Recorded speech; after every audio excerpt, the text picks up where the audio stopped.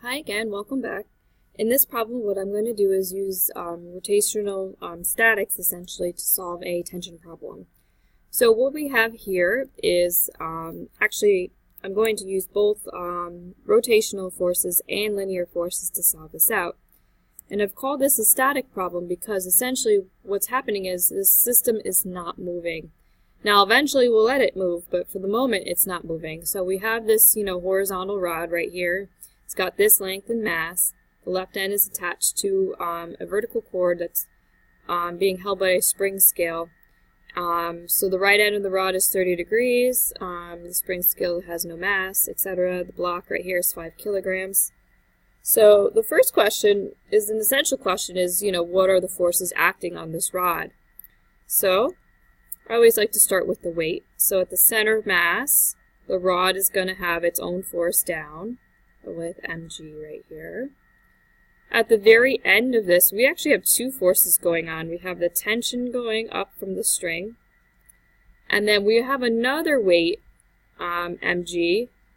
I'll label this m block because it is different than the rod times g, so the weight of that, and this is the rod.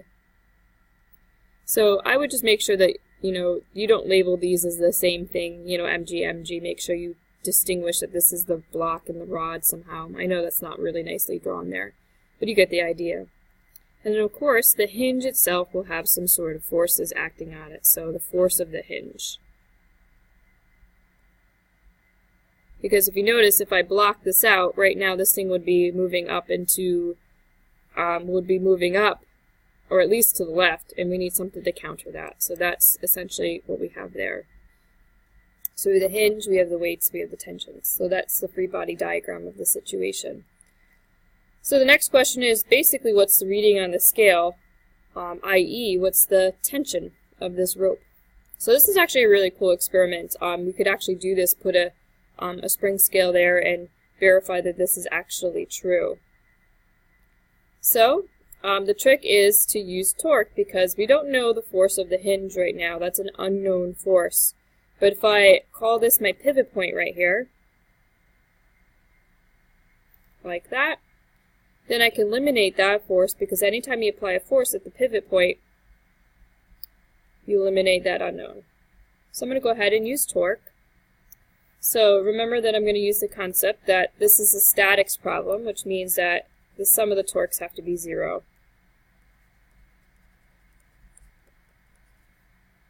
Sorry, my neck. Have to be equal to 0. So, in other words, my torque clockwise must equal my torque counterclockwise.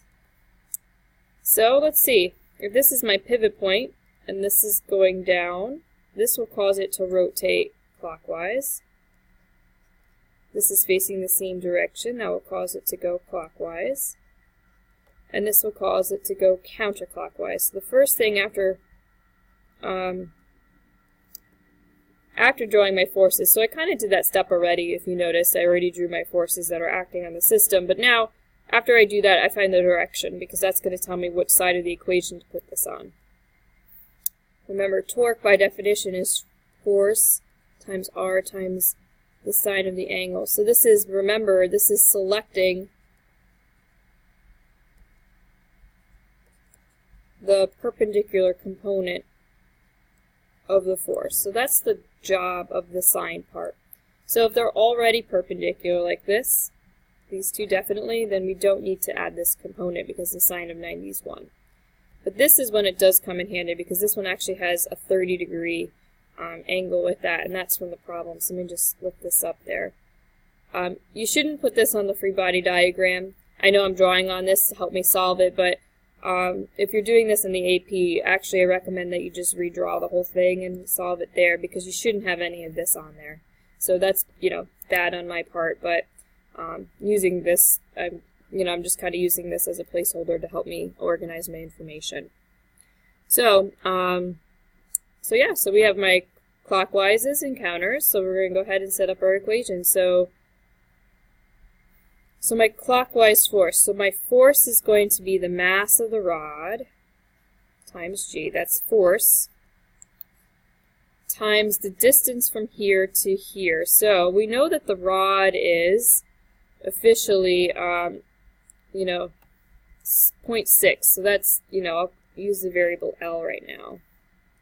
Center mass happens right at the center, so this is going to be L over 2. So I'm going to solve this in symbols just to show you, but I'm going to use numbers, of course. That's where this is happening. Times sine of the angle, sine of 1, so this is just, you can leave it like that. The next clockwise force is going to be m of the block, g, times g. And this happens at L, right at the end of the rod right here. Okay. So then, I'm going to go ahead and do my counterclockwise force, which is my tension, times its distance, which will also be, I use the word L. But now I need to take the component of the force that is perpendicular here. So that will be a sine. So that's going to be sine 30 degrees. So this is it in symbols. Let's go ahead and solve for the actual variable here because we have everything we need. So the m of the rod, it tells us that, let me just move this up. The rod is 2 kilograms, so I'm just going to write this over here. So this is 2 kilograms.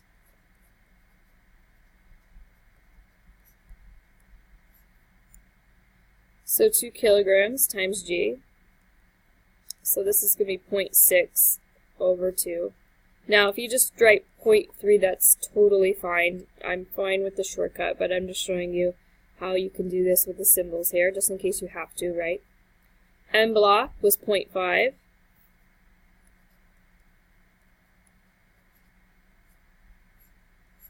G, and then L, so 0.6. T is our unknown variable. This is going to be 0.6. And then this is still sine 30. And there you have it. That is officially done. The physics is completed, so at this point, however you want to algebraically solve for this, this is fine. I'm going to go ahead and do it just so you can see my work. So, oops, 2 times 9.81 times 0.3.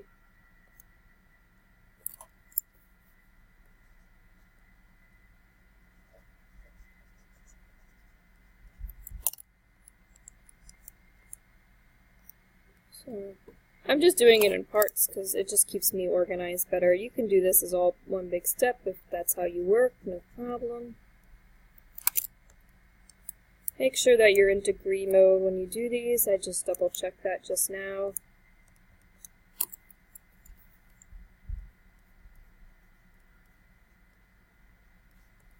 Alright, so 5.89 plus 2.94 divided by 0.3. Perfect. Tension, when you solve it, is 29.43 newtons like this.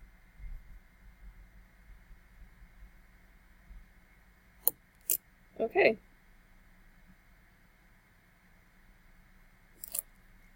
Alright, so that's the official tension of our system here. So just remember what this says too. You know, I know we just solved this, but you know, what we're saying is these two clockwise torques add up because they're going in the same direction, and this one goes against.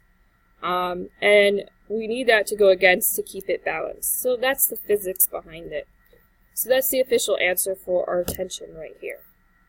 So looking pretty good. So now we're going to do step 2. So what you'll notice is I skipped to D. If you're looking at the handout that I gave to you, or not, but it doesn't matter. Those other things are not required in the AP Physics B, so I'm just going to skip that.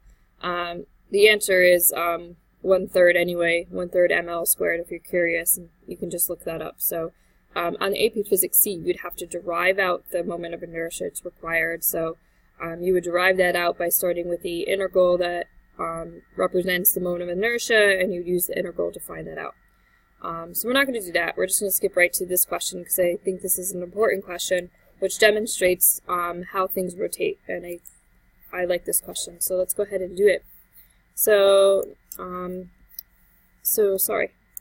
So now we cut the cord. So in other words, now it's going to rotate if you think about it, right? So here's the rod, here's the hinge or the pivot point right here. But now without this string here, those two forces we had originally that were here, we had the weight of the object, right? M rod D, and then we had the block. So the weight of the block and the weight of the rod. First of all, they're both going in the same direction, but both of these are going to contribute to rotating this or accelerating this down. So the question is, calculate the angular acceleration of this, essentially. So what is alpha? So we know this rod is going to rotate. So, the moment before, we cut it, remember that there's no rotation, right? So the question is, what is the rotation? So the one way you can solve for this is if we have a pivot point and we have these forces kind of contributing to that, we can use torque is equal to I alpha, like this. So we're going to use torque. We know that the net torque of this system is equal to I alpha. So first of all, the net torque comes from exactly what we discussed earlier with torque, which is force times R times sine of the angle. The question then is, what is I? So the moment of inertia, so the point of rotation happens here. This thing has a length of L like this. And if you look up things that rotate at this location with this rod, if you look up that value, it's going to be 1/3 mL squared. The AP Physics exam will tell you this, so I just looked this up, but you should be given this value. And notice that we have everything to find alpha, right? So the net torque of the system would be these two objects pushing it down, right? So that would be the following. So let me set this up. So torque neck is equal to I alpha. So the net torque. So we have M rod, so the weight of the rod, so that's the force, times L over 2, because that's where that force occurs, right here, plus we have the block's weight happening at L. Now, I didn't go into clockwise and counterclockwise because both of these are clockwises. They're both going to add up. Now, if I had a counterclockwise, I would subtract that because that's, that would be opposing the downward motion in this case. But since we're all going in the same direction, I don't even care about negatives because, yes, typically we make these negative, but notice I'm just saying that this is going in the direction of the angular acceleration. So I'm keeping everything positive here because that's the net direction. And that's it. Notice I didn't include the tension because we cut the string. It's gone, so there's no tension. And since the wall's force is happening here, we're not including that at all. So it's just these two. It's going to be equal to I. So 1/3 mL squared times alpha. And that's what we're solving for. So notice the value I'm putting it in terms of L, because then this L goes away, that L goes away, one of these. So we get mg. So I'm just going to put the factor of 1/2 right here. 1/2 mg like this plus mvg equals 1/3 mL alpha. So we can solve this at this point. It's solvable. Your algebraic process at this point is on you, but here we go. I'm going to add in the values. So 1/2. The mass of the, I'm going to get all these masses now. The mass of the rod was 2 kilograms.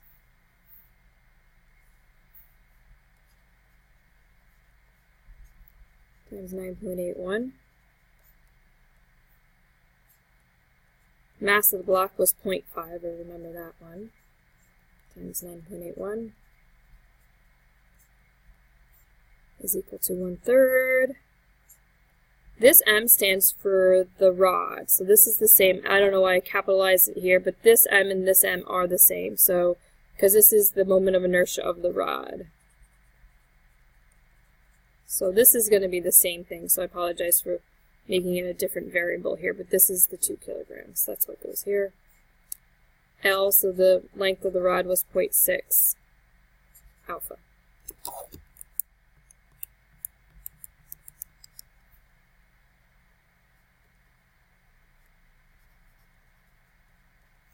And you can see what I'm doing now. I'm just going ahead and applying these numbers. 1. Actually, these are technically in newtons. My bad. Because we got rid of the L. Okay.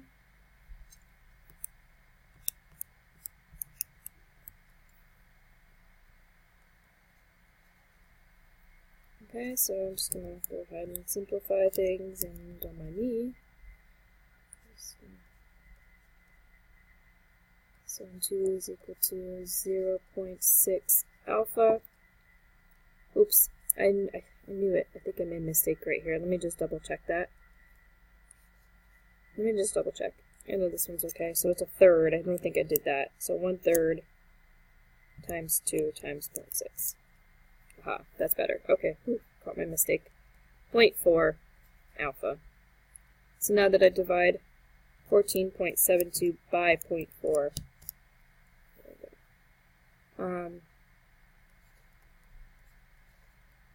we get alpha as 36.8. This is in radians per second squared. There we go. Well, when you have the weight, 2 things pulling it down, it's going to go down and rotate pretty fast. So that is our final answer. Now, if they ask you about the direction of the acceleration, notice that if you think about it logically, this thing is going to be going clockwise. So the direction would be in the same direction as the net force, or net torque officially. So the answer is, clockwise.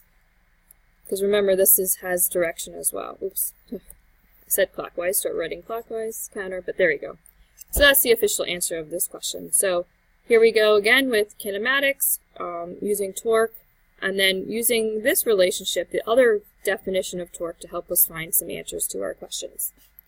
All right, I hope you found this helpful, and best of luck.